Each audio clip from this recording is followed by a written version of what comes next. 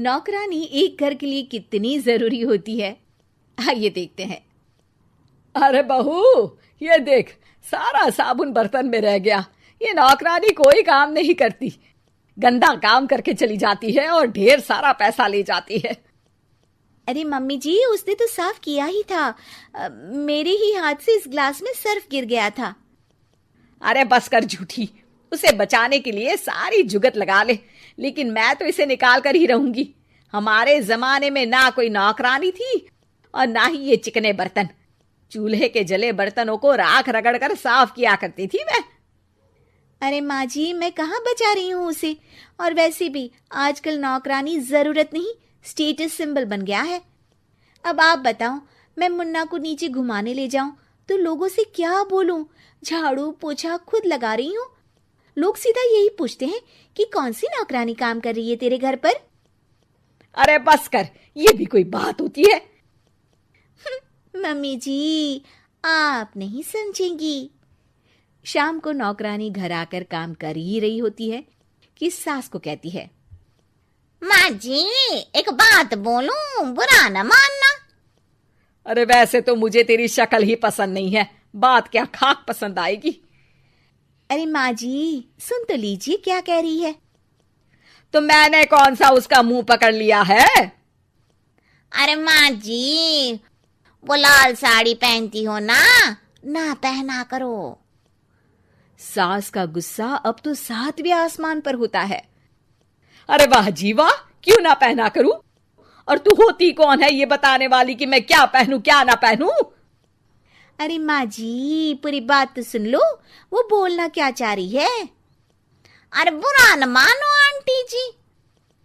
अरे कौन है आंटी? अपनी उम्र देखी है तूने? 2-4 साल ही छोटी होगी मुझसे और मुझे आंटी बोल रही है। बहू सर पर हाथ रख लेती है। अरे अच्छी खासी उम्र दराज हो और आंटी ना बोलूं? मैं तुम्हारी बहू से भी 4 साल छोटी हूं। क्यों दीदी?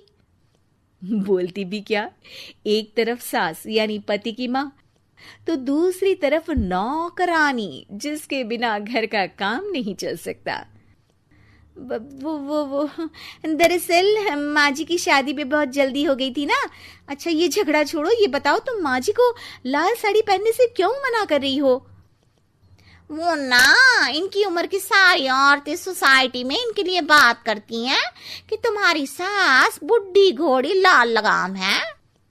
बहू को ये सुनकर गुस्सा आ जाता है। अरे वाह वाह, कौन बोलता है जी? खुद क्या है यहाँ की औरतें, बाल सफेद लेकिन टाइट जींस और कोई कुछ भी पहने।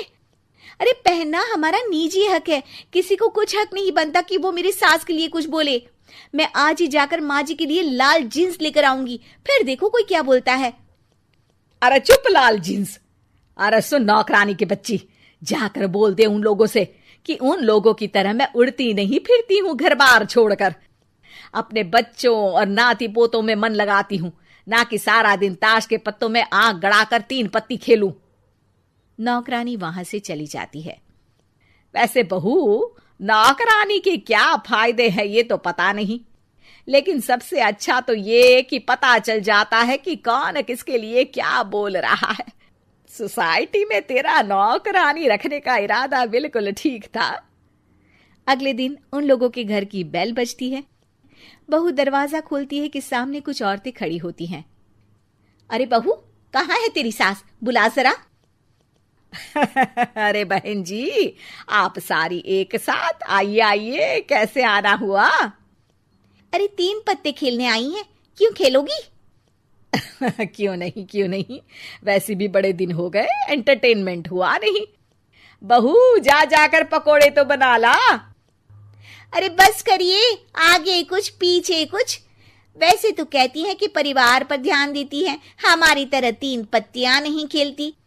हमने कौन सा परिवार छोड़ दिया? सास सक पका जाती है। अब ये किसने कहा?